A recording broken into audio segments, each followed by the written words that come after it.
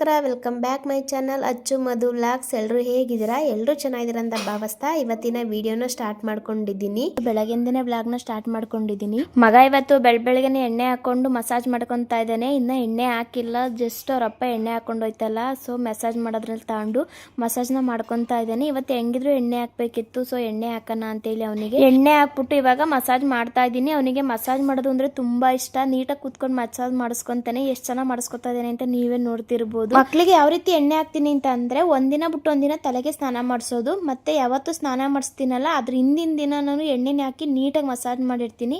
ಇನ್ನ ಮಾರನೇ ಬೆಳಿಗ್ಗೆ ಸ್ನಾನ ಮಾಡ್ಸಕ್ ಸರಿಯಾಗುತ್ತೆ ಅಂತ ಹೇಳ್ಬಿಟ್ಟು ಈ ವಿಡಿಯೋನ ತುಂಬಾ ದಿನ ಆಯ್ತು ಶೂಟ್ ಮಾಡ್ಕೊಂಡು, ಬಟ್ ವಾಯ್ಸ್ ಓವರ್ ಕೊಡಕ್ ಟೈಮ್ ಇರ್ಲಿಲ್ಲ. ಯಾಕೆ ಅಂದ್ರೆ ಹೆಲ್ತ್ ಇಶ್ಯೂ ಮತ್ತೆ ಹಂಗಾಗಿ ಸ್ವಲ್ಪ ಕೆಲಸ ಮನೇಲಿ ಜಾಸ್ತಿನೇ ಇತ್ತು, ಹಂಗಾಗಿ ಟೈಮೇ ಸಿಕ್ಕಿರ್ಲಿಲ್ಲ. ಸರಿ, ಇವಾಗ ಮಗುಂಗೆಲ್ಲ ಎಣ್ಣೆ ಹಾಕೊಟ್ಟಾಯ್ತು. ಎಣ್ಣೆ ಹಾಕೊಟ್ಟಿದ್ದಾದ್ಮೇಲೆ ನನಗೆ ಇವಾಗ ಎಣ್ಣೆ ಹಾಕೊಂಡು ಮಸಾಜ್ ಮಾಡ್ತಾ ಇದ್ದೀನಿ. ನಾನು ಈ ತರ ಆನ್ಲೈನ್ ಇಂದ ಶಾಪಿಂಗ್ ಮಾಡಿದೆ, ತುಂಬಾ ಚೆನ್ನಾಗಿದೆ. ಅಂದ್ರೆ ಎಣ್ಣೆ ಏನು ಬರಲ್ಲ, ಜಸ್ಟ್ ನಮ್ಮಿಯರಿಗೆ ನಾವೇ ಎಣ್ಣೆ ಹಾಕೊಂಡು ಇದನ್ನ ಮಸಾಜ್ ಮಾಡೋದಷ್ಟು ತುಂಬಾ ಚೆನ್ನಾಗಿದೆ. ಯಾರೋ ಬೇರೆ ಮಸಾಜ್ ಮಾಡ್ತಿರೋ ರೀತಿ ಫೀಲ್ ಆಗುತ್ತೆ. ಇವಾಗ ನಾನು ಎಣ್ಣೆ ಎಲ್ಲ ಹಾಕೊಂಡು ತಲೆ ಎಲ್ಲ ಬಾಚ್ಕೊಂಡಿದ್ದಾಯ್ತು. ಇನ್ನ ಚಿನ್ನುಗೆ ಸ್ಕೂಲಿಂದ ಬಂದ್ಮೇಲೆ ಎಣ್ಣೆ ಹಾಕ್ತೀನಿ ಸಾಮಾನ್ಯವಾಗಿ. ನನ್ನ ಮಗ ನನ್ನ ಜೊತೆ ಒಬ್ನೇ ಇದ್ದಾಗ ಎಷ್ಟು ಹೆಲ್ಪ್ ಮಾಡ್ತಾನೆ ನೀವೇ ನೋಡಿ. ಏನ್ ಮಾಡ್ತಿದ್ದೀವ ಜಶು? ಆಟ ಆಡ್ತಿದೀಯಾ? ಏನ್ ಆಟ ಆಡ್ತಿದೀಯಾ? ಏನ್ ಆಟ ಆಡ್ತಿದೀಯಾ? ಊದಲ್ಲಿ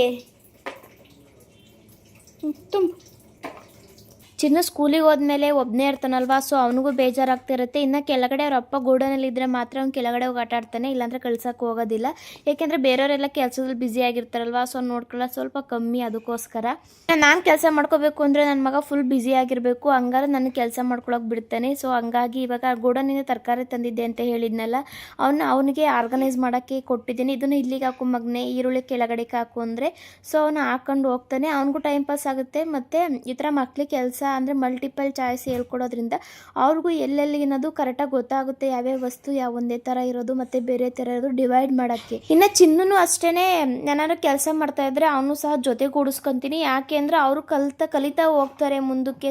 ಸ್ವಲ್ಪನೇ ನಾವು ಕ್ಲೀನಿಂಗ್ ಎಲ್ಲ ಹೇಳ್ಕೊಟ್ರೆ ಇವಾಗ್ಲಿಂದನೇ ಸ್ವಲ್ಪ ಮುಂದಕ್ಕೂ ಅವರು ಕ್ಲೀನಾಗಿ ಇಟ್ಕೊಳ್ಳೋದು ಯಾವ ರೀತಿ ಇರೋದು ಅನ್ನೋದ ಕಲಿತಾ ಇರ್ತಾರೆ. ಈಗಲೂ ಅಷ್ಟೇ ಅವ್ರು ಏನಾದ್ರು ಆಟ ಸಾಮಾನು ತೊಗೊಂಡಿದ್ರೆ ಅವರೇ ತುಂಬಿಡೋದಾಗಿರ್ಬೋದು. ಮತ್ತು ಚಿನ್ನು ಸಂಜೆ ಹೊತ್ತು ನಾನೇನಾದ್ರು ಅಡುಗೆ ಮನೆಗೆ ಅಡುಗೆ ಮಾಡೋಕ್ಕೆ ಬಂದರೆ ಅಮ್ಮನ ಕಸ ಗುಡಿಸಿ ಕ್ಲೀನ್ ಮಾಡ್ತೀನಮ್ಮ ಮನೆ ಅಂತ ಹೇಳ್ಬಿಟ್ಟು ಅವನಿಗೆ ಬಂದಂಗೆ ಎಷ್ಟಾಗುತ್ತೋ ಅಷ್ಟು ಮನೆ ಕಸ ಎಲ್ಲ ಗುಡಿಸ್ತಾ ಇರ್ತಾನೆ. ಅವ್ರ ಕೈಯಿಂದ ಕೆಲಸ ಮಾಡಿಸ್ಕೋಬೇಕು ಅಂತ ಅಲ್ಲ, ಮಕ್ಳಿಗೆ ಈ ತರ ಕ್ಲೀನಿಂಗ್ ಕೆಲಸ ಆಗಿರ್ಬೋದು ಏನಾದ್ರು ಬೇರೆ ರೀತಿ ಹೇಳ್ಕೊಡ್ತಾ ಇದ್ರೆ ಮನೆಯಲ್ಲಿ ತುಂಬಾ ವಿಷಯಗಳನ್ನ ಅವರು ಕಲಿತಾರೆ, ಮತ್ತೆ ಮನೆಯಲ್ಲೇ ಆಕ್ಟಿವ್ ಆಗಿರ್ತಾರೆ. ಅದಕ್ಕೋಸ್ಕರ ಈ ತರ ಮಾಡ್ತೀನಿ ನಾನು. ಇನ್ನು ನೆನ್ನೆ ರಾತ್ರಿನೇ ಕೇಳ್ತಿದ್ದ, ಅಮ್ಮ ನನಗೆ ದೋಸೆ ಬೇಕು ಅಂತ ಹೇಳ್ಬಿಟ್ಟು. ಸೊ ಬೆಳಗ್ಗೆಗೆ ಚಿನ್ನುಗೂ ಇವನಿಗೂ ದೋಸೆ ಮಾಡ್ಕೊಳ್ಳೋಣ ಅಂತೇಳಿ ಮಾಡ್ಕೊತಾ ಇದ್ದೀನಿ. ಇವತ್ತು ರೆಸಿಪಿ ಕ್ಯಾಪ್ಚರ್ ಮಾಡ್ಕೋಬೇಕು ಅಂತ ಅನ್ಕೊಂಡಿದ್ನಲ್ಲ, ಸೊ ಲೇಟ್ ಆಗುತ್ತೆ ತಿಂಡಿ ಮಾಡೋದು ಅಂತ ಹೇಳ್ಬಿಟ್ಟು ಈಗ ಅವ್ರಿಗೆ ದೋಸೆನೇ ಕೊಟ್ಟು ದೋಸೆ ಕಾಂಬಿನೇಷನ್ಗೆ ಮೊಟ್ಟೆ ಪಲ್ಯ ಮಾಡಿದ್ದೆ. ಅಲ್ಲಿಗೂ ಹಾಕಣ?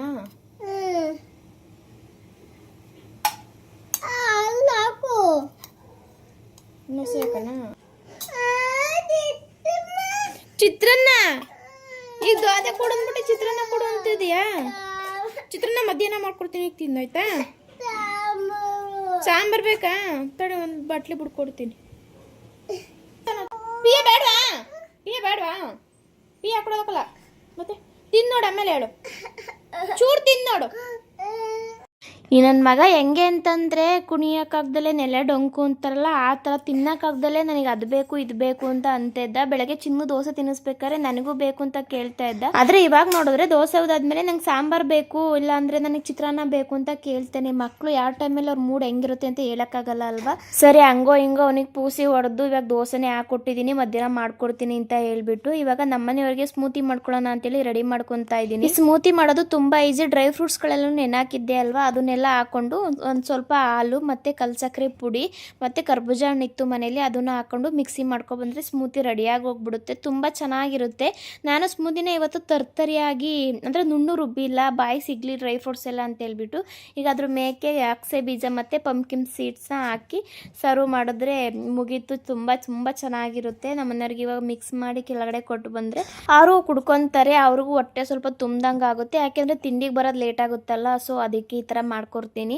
ನೋಡಿ ಇವಾಗ ನೀಟಾಗಿ ಕುತ್ಕೊಂಡು ತಿಂತವನೆ. ಮೊಟ್ಟೆ ಪಲ್ಯ ಮಾಡಿಕೊಟ್ರೆ ಮೊಟ್ಟೆ ಪಲ್ಯ ಬಿಟ್ಟು ಸೊಪ್ಪಿನ ಸಾಂಬಾರು ಇತ್ತು, ಸಾಂಬಾರು ಅಂತ ಹಠ ಮಾಡ್ತಾ ಇದ್ನಲ್ಲ, ಅದನ್ನೇ ಹಾಕಿ ಕೊಟ್ಟಿದ್ದೀನಿ. ಟಿವಿ ಹಾಕಿ ಕೊಟ್ಬಿಟ್ಟು ಬಂದರೆ ಆರಾಮಾಗಿ ಅದನ್ನು ತಿನ್ಕೋತೀನಿ. ಅಷ್ಟೊತ್ತಿಗೆ ಸ್ಮೂತಿ ಮಾಡಿದ್ನಲ್ಲ ನಮ್ಮ ಮನೆಯವ್ರಿಗೆ ಕೊಡೋಣ ಅಂತೇಳಿ ಗೋಡನ್ಗೆ ಬಂದಿದ್ದೀನಿ. ಇವತ್ತು ಪಾರ್ಟಿ ಆರ್ಡರ್ ಇತ್ತು, ಸೊ ಹಂಗಾಗಿ ಇನ್ನೂ ಲೇಟಾಗಿ ಬರ್ತಾರೆ ತಿಂಡಿ ತಿನ್ನೋಕ್ಕೆ. ಇವಾಗ ಕಟ್ಟಿಂಗು ಮತ್ತು ಮಿಕ್ಕಿದ ಕೆಲಸ ಎಲ್ಲ ಮಾಡ್ಕೊತಾ ಇದ್ರು ಎಲ್ಲರೂ ಸೇರಿಕೊಂಡು. ಒಂದೊಂದು ಟೈಮು ಯೋಚನೆ ಬರುತ್ತೆ, ನಾವು ಮನೇಲಿ 4-5 ಜನ ಅಥವಾ 6 ಜನ ಇದ್ದಾಗ ಅಡುಗೆ ಮಾಡೋಕ್ಕೆ ಜೋ ಅಂತ ಅಳ್ತಾ ಇರ್ತೀವಿ, ಯಾರು ಮಾಡ್ತಾರಪ್ಪ ಅಂತ ಇರ್ತೀವಿ. ಅಂತರದಲ್ಲಿ ಇವ್ರು ಅಷ್ಟೊಂದು ಜನಕ್ಕೆಲ್ಲ ಅಡುಗೆ ಪ್ರಿಪೇರ್ ಮಾಡಬೇಕು ಅಂದರೆ ಎಷ್ಟೊಂದು ಕಷ್ಟ ಇರುತ್ತಲ್ವ. ಸರಿ, ಇವಾಗ ಸ್ಮೂತಿ ಎಲ್ಲ ಕೊಟ್ಬಿಟ್ಟು ಬಂದು ತಿಂಡಿ ರೆಡಿ ಮಾಡ್ಕೊತಾ ಇದ್ದೀನಿ. ಇವತ್ತಿನ ತಿಂಡಿ ಬಂದು ಪುರಿ ಉಪ್ಪಿಟ್ಟು. ನಾನು ಯಾವ ರೀತಿ ಮಾಡ್ತೀನಿ ಅಂತಂದರೆ, ಒಂದು ಪಾತ್ರೆಗೆ ಎಣ್ಣೆ, ಸಾಸಿವೆ ಮತ್ತು ಕರಿಬೇವಿನ ಸೊಪ್ಪು, ಹಸಿರು ಮೆಣಸಿನಕಾಯಿನ ಹಾಕಿ ಫ್ರೈ ಮಾಡಿಕೊಂಡು, ಈರುಳ್ಳಿನ ಸಣ್ಣದಾಗಿ ಕಟ್ ಮಾಡ್ಕೊಂಡು ಅದನ್ನು ಫ್ರೈ ಮಾಡ್ಕೊಂಡಿದ್ದಾದ್ಮೇಲೆ ಟೊಮೊಟೊನ ಹಾಕೊಂಡು ಫ್ರೈ ಮಾಡ್ಕೊತಾ ಇದ್ದೀನಿ. ಟೊಮೊಟೊ ಜೊತೆಗೆ ಸ್ವಲ್ಪ ಉಪ್ಪನ್ನ ಆ್ಯಡ್ ಮಾಡ್ತೀನಿ, ಟೊಮೊಟೊ ಬೇಗ ಸಾಫ್ಟ್ ಆಗುತ್ತೆ ಅಂತ ಹೇಳ್ಬಿಟ್ಟು. ಟೊಮೊಟೊ ಸಾಫ್ಟ್ ಆದಮೇಲೆ ಇವಾಗ ಅರಿಶಿನ ಪುಡಿ ಮತ್ತು ಸ್ವಲ್ಪ ಗರಂ ಮಸಾಲಾನ ಆ್ಯಡ್ ಮಾಡ್ಕೋತೀನಿ, ಟೇಸ್ಟ್ ಚೆನ್ನಾಗಿರುತ್ತೆ ಅಂತ ಹೇಳ್ಬಿಟ್ಟು. ಇವಾಗ ಅದನ್ನು ಹಸಿ ವಾಸನೆ ಹೋಗೋ ಗಂಟ ಫ್ರೈ ಮಾಡ್ಕೊಂಡಿದ್ದಾದ್ಮೇಲೆ ಮೊದಲೇ ತರಕಾರಿ ಬೇಯಕ್ಕೆ ಇಟ್ಟಿದೆ. ನಿಮ್ಮಲ್ಲಿ ಯಾವ್ದು ಅವೈಲೇಬಲ್ ಇರ್ತದೆ ತರಕಾರಿನ ಹಾಕ್ಬೋದು. ನಾನಿಲ್ಲಿ ಬಟಾಣಿ, ಬೀನ್ಸು, ಕ್ಯಾರೆಟ್ ಹಾಕೊಂಡು ಚೆನ್ನಾಗಿ ಮಿಕ್ಸ್ ಮಾಡ್ಕೊತಾ ಇದ್ದೀನಿ. ಸ್ವಲ್ಪ ಫ್ಲೇವರ್ ಎಲ್ಲ ತರಕಾರಿಗೆ ಹಿಡಿಬೇಕು, ಅಲ್ಲಿ ಗಂಟ ಮಿಕ್ಸ್ ಮಾಡ್ಕೊತೀನಿ. ಅಷ್ಟೊತ್ತಿಗೆ ಇವಾಗ ಬನ್ಸಲಲ್ಲಿ ನಾವು ಪುರಿನ ತಗೊಬಂದಿದ್ವಿ. ನಮ್ಮೂರ ಕಡೆ ಪುರಿ ಸಿಗೋದಕ್ಕೂ ಇಲ್ಲಿಗೂ ತುಂಬ ಡಿಫ್ರೆಂಟು. ನನಗೆ ಇಲ್ಲಿನ ಪುರಿ ಇಷ್ಟನೇ ಆಗಲ್ಲ. ನಾನೇನಪ್ಪ ಮಾಡ್ತೀನಿ ಅಂದರೆ ಅಲ್ಲಿಂದನೇ ಸ್ವಲ್ಪ ತಗೊಬಂದ್ಬಿಟ್ಟಿರ್ತೀನಿ. ಅದನ್ನು ಮಾತ್ರ ತಿಂಡಿಗೆ ಬಳಸಲ್ಲ, ನಮಗೆ ಕಾಫಿ ಟೀ ಇಟ್ಕೊಂಡಾಗ ತಿನ್ಕೊಳ್ಳೋಕ್ಕೆ ಬಳಸ್ಕೊತೀನಿ. ಈ ಥರ ಪುರಿ ಏನಾದ್ರು ಅಡುಗೆ ತಿಂಡಿ ಮಾಡಬೇಕು ಅಂತ ಅಂದರೆ ನಾನು ಬನ್ಸಲ್ಲಿ ಮಲ್ಗೆ ಹೋಗಿರ್ತೀವಲ್ಲ ಅಲ್ಲೇ ತಗೊಬರ್ತೀನಿ. ಇವಾಗ ಪುರಿನ ನೀರೊಳಿಗೆ ಹಾಕಿ ಒಂದು ಸಲ ನೀಟಾಗಿ ವಾಶ್ ಮಾಡಿಕೊಂಡು ಸ್ವಲ್ಪ ಮೆತ್ತಗಾಗಬೇಕು, ಅಂದರೆ ಪೂರ್ತಿಯಾಗಿ ಮೆತ್ತಗಾಗೋದು ಬೇಡ, ಅಷ್ಟೊಂದು ಚೆನ್ನಾಗಿ ಬರಲ್ಲ. ಸ್ವಲ್ಪ ಮೆತ್ತಗಾಗಿ ನೀರೆಲ್ಲ ಹಿಂಡ್ಬಿಟ್ಟು ಅದಕ್ಕೆ ಹಾಕಿ ಚೆನ್ನಾಗಿ ಒಂದ್ಸಲ ಮಿಕ್ಸ್ ಕೊಟ್ಟರೆ ತುಂಬ ಚೆನ್ನಾಗಿ ರೆಡಿಯಾಗಿಬಿಡುತ್ತೆ. ಇವಾಗ ಕೊನೆಯಲ್ಲಿ ಕೊತ್ತಂಬರಿ ಸೊಪ್ಪು, ಕಾಯಿ, ಸ್ವಲ್ಪ ನಿಂಬೆಹಣ್ಣು ಹಾಕ್ಬಿಟ್ಟು ಮಿಕ್ಸ್ ಮಾಡಿದರೆ ಪುರಿ ಉಪ್ಪಿಟ್ಟು ರೆಡಿ ಆಗಿಬಿಡುತ್ತೆ. ಒಂದ್ಸಲ ಟ್ರೈ ಮಾಡಿ ನೋಡಿ. ಯಾರು ಉಪ್ಪಿಟ್ಟು ಇಷ್ಟಪಡಲ್ಲ ಅವರು ಸಹ ಇಷ್ಟಪಟ್ಟು ತಿಂತಾರೆ. ಇಲ್ಲಿ ನೋಡೋರು ಹೆಂಗಪ್ಪ ಅಂತ ಅಂದರೆ, ಈ ಕಡೆ ನಾನು ಮಾಡೋ ಪುರಿ ಉಪ್ಪಿಟ್ಟು ತುಂಬ ಇಷ್ಟಪಡ್ತಾರೆ. ನಮ್ಮ ಕಡೆ ಸೈಡ್ ಉಪ್ಪಿಟ್ಟು ಅಂದರೆ ಸ್ವಲ್ಪ ಅಲರ್ಜಿ, ಆದರೆ ಈ ಕಡೆ ಸೈಡು ಈ ಪುರಿ ಉಪ್ಪಿಟ್ಟನ್ನ ಮಾಡ್ತಾರಂತೆ, ಅಂದರೆ ಸ್ವಲ್ಪ ಡಿಫ್ರೆಂಟಾಗಿ ಮಾಡ್ತಾರಂತೆ. ನಾನು ಮಾಡೋ ಟೇಸ್ಟ್ ಚೆನ್ನಾಗಿದೆ ಬಾಬಿ ಅಂತ ಹೇಳ್ತಾ ಇರ್ತಾರೆ. ಸಾಮಾನ್ಯವಾಗಿ ಎಲ್ಲರ ಮೇಲೂ ಉಪ್ಪಿಟ್ಟು ಇದೇ ಥರ ಮಾಡೋದು, ಬಟ್ ಒಂದ್ಸಲ ರೆಸಿಪಿನ ತೋರಿಸಿದ್ದೀನಿ, ಯಾರು ಮಾಡಿಲ್ಲ ಅವ್ರು ಒಂದ್ಸಲ ಟ್ರೈ ಮಾಡಿ ನೋಡಿ. ಇನ್ನು ತಿಂಡಿ ಎಲ್ಲ ಮಾಡಿ ಇಟ್ಬಿಟ್ಟು ಇವಾಗ ನನಗೆ ಅಂತೇಳಿ ಜೀರಿಗೆ ಕಾಫಿನ ಮಾಡ್ಕೊತಾ ಇದ್ದೀನಿ. ನನಗೆ ತುಂಬ ಇಷ್ಟ ಇದು. ಒಂದಿನ ಕುಡಿಲಿಲ್ಲ ಅಂದರೆ ಏನೋ ಮಿಸ್ ಮಾಡ್ಕೊತಾ ಇದ್ದೀನಿ ಅಂತ ಅನಿಸ್ಬಿಡುತ್ತೆ. ತಿಂಡಿಗಿಂತ ಮುಂಚೆನೇ ಕುಡಿತೀನಿ, ಆಲ್ಮೋಸ್ಟ್ ಬೆಳಗ್ಗೆನೇ ಕುಡಿಬೇಕಿತ್ತು, ಬಟ್ ಕೆಲಸ ಇರೋದ್ರಿಂದ ಕುಡಿಯೋಕ್ಕಾಗಿರಲಿಲ್ಲ. ಅಷ್ಟೊತ್ತಿಗೆ ಅವರು ಕೂಡ ಫೋನ್ ಮಾಡಿ ಕೇಳಿದ್ರು, ತಿಂಡಿ ಆಗಿದೆಯಾ, ಅಂಗಡಿ ಹತ್ರ ಹೋಗಬೇಕು, ಇಲ್ಲ ಬರೋದು ತುಂಬ ಲೇಟ್ ಆಗುತ್ತೆ ಅಂತ ಹೇಳಿದರು. ಸರಿ, ಹೆಂಗಿರು ತಿಂಡಿ ಆಗಿತ್ತಲ್ಲ, ಬನ್ನಿ ತಿನ್ಕೊಂಡು ಹೋಗಿ, ಇನ್ನತ್ತ ಟೈಮ್ ಆಗುತ್ತೆ ಅಂತ ಹೇಳಿದ್ದೆ. ಸರಿ ಆಯಿತು ಅಂತ ಬಂದು ಅವರು ತಿಂಡಿ ತಿನ್ಕೊಂಡ್ರು. ಅಷ್ಟೊತ್ತು ನಾನು ಜೀರಿಗೆ ಕಾಫಿ ಮಾಡ್ಕೊಂಡಿದ್ನಲ್ಲ, ಅವ್ರ ಜೊತೆ ಸೇರಿ ಕುಡ್ಕೊಂಬಿಡೋಣ ಅಂತೇಳಿ ಕುಡಿತಾ ಇದ್ದೆ. ಇನ್ನೂ ನನ್ನ ಮಗ ಟಿ ವಿ ನೋಡ್ಕೊಂಡು ಆಟಾಡ್ಕೊಂಡು ಇನ್ನೂ ತಿಂತಾನೇ ಇದ್ದ. ಆಲ್ಮೋಸ್ಟ್ ಅವ್ರಿಗೆಲ್ಲ ಹಿಂಗೆ ತಿಂಡಕ್ಕೆ ಕೊಟ್ಬಿಟ್ರೆ 1 ಅವರ್ 3/4 ಗಂಟೆನಾದ್ರು ಬೇಕಾಗುತ್ತೆ ಅವ್ರು ತಿಂಡಿ ತಿನ್ನೋ ಹೊತ್ತಿಗೆ.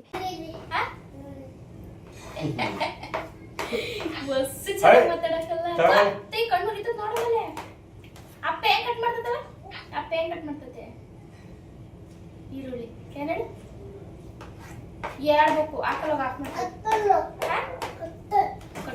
ಇನ್ನರಪ್ಪ ಕೆಳಗಡೆ ಈರುಳ್ಳಿ ಕಟ್ ಮಾಡ್ತಾ ಇದ್ರಲ್ಲ, ಅದನ್ನ ನೋಡ್ಬಿಟ್ಟು ಬಂದ್ಬಿಟ್ಟು ಅಮ್ಮ ಅಪ್ಪ ಕಟ್ಟಿಂಗ್ ಈರುಳ್ಳಿ ಅಂತ ಹೇಳ್ತಾ ಇದ್ದ. ಅವನಿಗೆ ಈರುಳ್ಳಿ ಏನಕ್ಕೆ ನೀಟಾಗಿ ಸ್ವಚ್ಛವಾಗಿ ಬರಲ್ಲ, ಏನೋ ಊಲುಳ್ಳಿ ಅಂತ ಏನೋ ಅಂತಾನೆ. ಅದನ್ನೇ ಅಪ್ಪಂಗೆ ಹೇಳಿ ರೇಗಿಸ್ತಾ ಇದ್ದೆ, ನೋಡ್ರಿ ಹಿಂಗೆ ಅಂತಾನೆ ಅಂತ ಹೇಳ್ಬಿಟ್ಟು. ಇವಾಗ ಸರಿ, ಅವ್ರು ಮೊಟ್ಟೆ ಪಲ್ಯ ತಿಂದಿರಲಿಲ್ಲ, ಸಾಂಬಾರು ಮಾತ್ರ ಖಾಲಿ ಮಾಡಿದ್ದ. ಅವರಿಗೆ ಟೇಸ್ಟ್ ತೋರಿಸ್ತಿದ್ದೆ, ಚೆನ್ನಾಗಿಲ್ವಾ ಮೊಟ್ಟೆ ಪಲ್ಯ ಮತ್ತು ದೋಸೆ ಕಾಂಬಿನೇಷನ್ ನೋಡು ಅಂತ.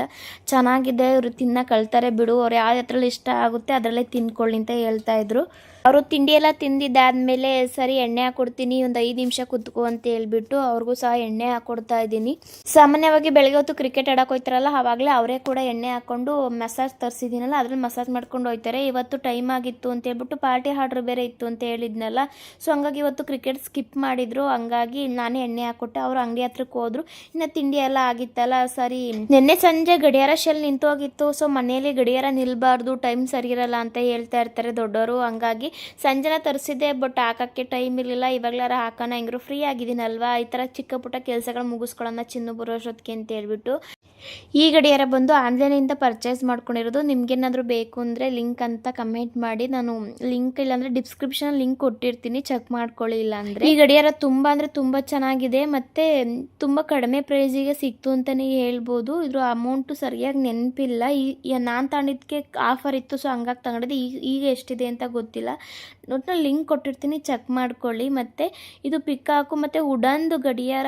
ಪಿಕಾಕ್ ಏನು ಕಾಣಿಸ್ತಾ ಇದೆಯಲ್ಲ ಅದು ಫುಲ್ ಡಿಸೈನು ವುಡನಿಂದ ಮಾಡಿರೋ ಇರೋದು. ತುಂಬಾ ಚೆನ್ನಾಗಿದೆ. ನಾನ್ ತಗೊಂಡು 1.5 ವರ್ಷ ಆಯ್ತು ಅಂತ ಅನ್ಸುತ್ತೆ. ಶೆಲ್ ಮಾತ್ರ ಚೇಂಜ್ ಮಾಡ್ಕೊಂತಾ ಇರ್ಬೇಕು ಅಷ್ಟೇ. ಇನ್ನು ಅದನ್ನೆಲ್ಲ ಮುಗಿಸ್ಕೊಂಡು ಇವಾಗ ತುಂಬಾ ದಿನ ಆಯ್ತು ವಾಷಿಂಗ್ ಮಿಷಿನ್ ಟಬ್ ಕ್ಲೀನ್ ಮಾಡಿ ಇವತ್ತು ಕ್ಲೀನ್ ಮಾಡ್ಕೊಳ್ಳೋಣ ಅಂತೇಳಿ ರೆಡಿ ಮಾಡ್ಕೊತಾ ಇದೀನಿ. ನೋಡ್ತಿರ್ಬೋದು ಫುಲ್ಲು ವಾಷಿಂಗ್ ಮಿಷಿನ್ಗೆ ಹಾಕಿರ್ತೀವಲ್ಲ ಲಿಕ್ವಿಡ್ ಮತ್ತೆ ಕಂಫರ್ಟ್ ಎಲ್ಲ ಫುಲ್ ಸ್ಪ್ರೆಡ್ ಆಗಿ ಹಂಗೆ ಬಿಟ್ಟಿದ್ದೆ. ಯಾಕೆಂದ್ರೆ ಹೆಲ್ತ್ ಇಶ್ಯೂ ಇತ್ತು, ಸೊ ಹಂಗಾಗಿ ಕ್ಲೀನ್ ಮಾಡ್ಕೊಳಕ್ ಟೈಮೇ ಸಿಕ್ಕಿರ್ಲಿಲ್ಲ.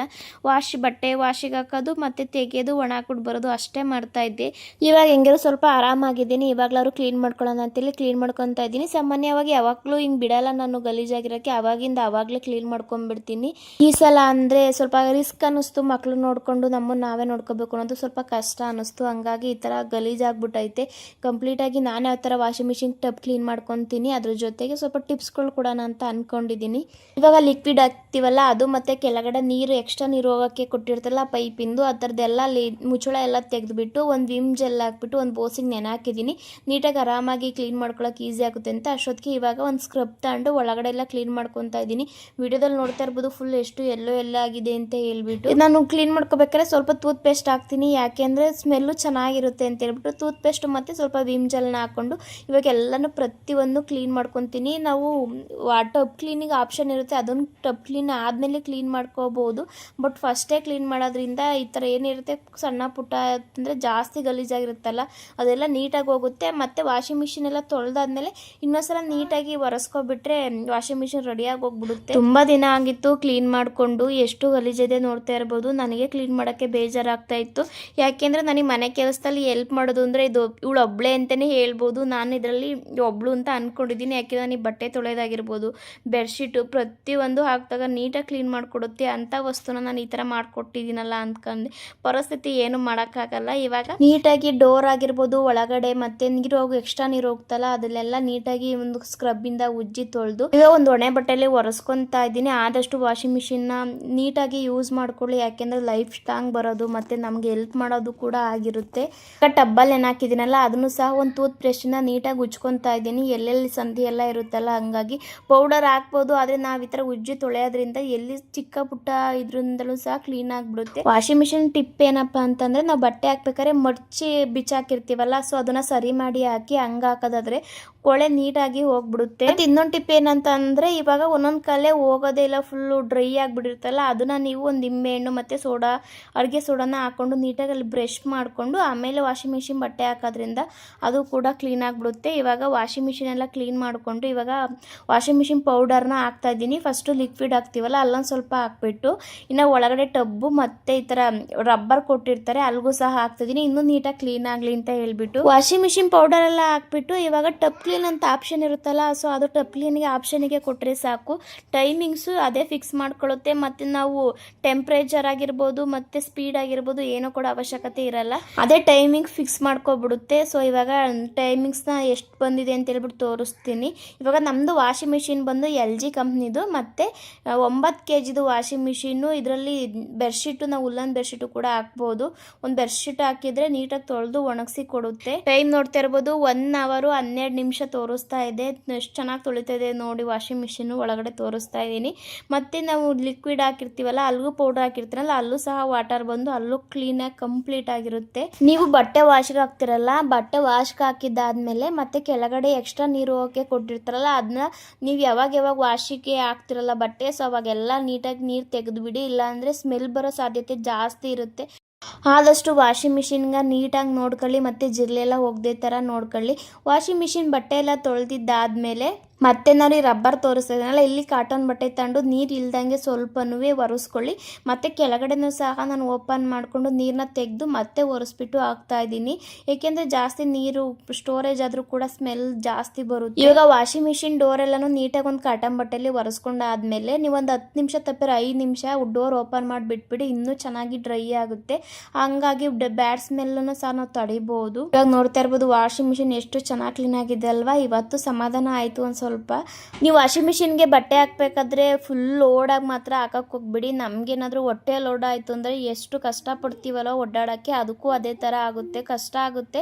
ಮತ್ತು ವಾಷಿಂಗ್ ಮಿಷಿನ್ ಬೇಗ ಹಾಳಾಗುತ್ತೆ. ಜಾಸ್ತಿ ಏನಾದರೂ ಬಟ್ಟೆ ಕೊಳೆ ಆಗಿಲ್ಲ ಅಂತ ಅಂದರೆ ಟೆಂಪ್ರೇಚರ್ ಎಲ್ಲ ಸ್ವಲ್ಪ ಕಮ್ಮಿನೇ ಕೊಡಿ, ಇಲ್ಲಾಂದರೆ ಬಟ್ಟೆ ಬೇಗ ಹಾಳಾಗುತ್ತೆ. ನಾವು ಜಾಸ್ತಿ ಇನ್ನೂ ಚೆನ್ನಾಗಿ ಹೋಗಿಲಿ ಅಂತ ಹೇಳ್ಬಿಟ್ಟು ಬಟ್ಟೆ ಅಷ್ಟೊಂದು ಕೊಳೆಯೇ ಆಗಿರಲ್ಲ, ನಾವು ಜಾಸ್ತಿ ಟೆಂಪ್ರೇಚರು ಮತ್ತು ಸ್ಪೀಡ್ ಎಲ್ಲ ಕೊಟ್ಬಿಟ್ರೆ ಬಟ್ಟೆ ತುಂಬ ಬೇಗ ಹಾಳಾಗ್ಬಿಡುತ್ತೆ. ಟೆಂಪ್ರೇಚರ್ನ ಕಮ್ಮಿ ಕೊಡಿ ಮತ್ತು ಆಪ್ಷನ್ಗಳು ನೋಡ್ಕೊಳ್ಳಿ, ಅಂದರೆ ಗೊತ್ತಾಗುತ್ತಲ್ವಾ. ಸ್ಪೋರ್ಟ್ಸ್ ವೇರು ಮತ್ತು 30 ನಿಮಿಷಕ್ಕೆ ಒಗೆಯೋ ಬಟ್ಟೆ ಆ ಥರ ಎಲ್ಲ ಇರುತ್ತಲ್ಲ, ಅದು ಕೊಟ್ಟರೆ ಸಾಕು. ಇನ್ನು ನಮ್ಮ ಮಿಕ್ಸರ್ಡು ಮತ್ತು ಕಾಟನ್ಗೆಲ್ಲ ಕೊಟ್ಟರೆ ತುಂಬ ಜಾಸ್ತಿ ಟೈಮ್ ಹಿಡಿಯುತ್ತೆ. ಇನ್ನು ತುಂಬ ಬಟ್ಟೆ ಇದ್ದರೆ ನೀವು ಒಂದ್ಸಲನೇ ಹಾಕಿ ತುರ್ಕೋ ಬದಲು 2 ಸಲ ಹಾಕಿ ವಾಷಿಂಗ್ ಮಿಷಿನ್ಗೆ ಬಟ್ಟೆ ತುಂಬ ಚೆನ್ನಾಗಿ ಕ್ಲೀನ್ ಆಗುತ್ತೆ ಮತ್ತು ವಾಷಿಂಗ್ ಮಿಷಿನ್ಗೆ ಓವರ್ಲೋಡ್ ಅಂತ ಅನ್ಸಲ್ಲ. ಇನ್ನೂ ಇನ್ಫಾರ್ಮೇಷನ್ ಬೇಕು ಅಂತ ಅಂದರೆ ನನಗೆ ಹೇಳಿ, ಕಂಪ್ಲೀಟಾಗಿ ವಾಷಿಂಗ್ ಮಿಷಿನ್ ಬಗ್ಗೆ ತಿಳಿಸ್ಕೊಡ್ತೀನಿ. ನಮ್ಮನೆ ವಾಷಿಂಗ್ ಮಿಷಿನ್ ಯಾವ ಥರ ಇಟ್ಕೊತೀನಿ, ಯೂಸ್ ಮಾಡ್ತೀನಿ ಅಂತ ಹೇಳ್ಬಿಟ್ಟು. ಇನ್ನು ಮನೇಲಿ ಸ್ವಲ್ಪ ಕಡಲೆ ಬೀಜ ಖಾಲಿ ಆಗಿತ್ತು, ಸೊ ಹೆಂಗ್ರಿ ಕೆಲಸ ಎಲ್ಲ ಬೇಗ ಮುಗ್ದಿತ್ತಲ್ಲ, ಇದನ್ನಾರು ಬಿಡಿಸ್ಕೊಳ್ಳೋಣ ಅಂತೇಳಿ ಬಿಡಿಸ್ಕೊತಾ ಇದ್ದೀನಿ. ಸರಿ, ಈ ವಿಡಿಯೋನ ಇಲ್ಲಿಗೆ ಎಂಡ್ ಮಾಡ್ತಾ ಇದ್ದೀನಿ. ಈ ವಿಡಿಯೋ ಸ್ವಲ್ಪನಾರು ಹೆಲ್ಪ್ ಆಗಿದೆ, ಇಷ್ಟ ಆಗಿದೆ ಅಂದರೆ ಲೈಕ್ ಮಾಡಿ, ಶೇರ್ ಮಾಡಿ, ಕಮೆಂಟ್ ಮಾಡಿ, ಜೊತೆಗೆ ಸಬ್ಸ್ಕ್ರೈಬ್ ಮಾಡಿಕೊಂಡು ವಿಡಿಯೋಸ್ನ ನೋಡಿ ನನಗೂ ಸಪೋರ್ಟ್ ಮಾಡಿ. ನೆಕ್ಸ್ಟ್ ವಿಡಿಯೋದಲ್ಲಿ ಸಿಗ್ತೀನಿ. ಟೇಕ್ ಕೇರ್, ಬಾಯ್.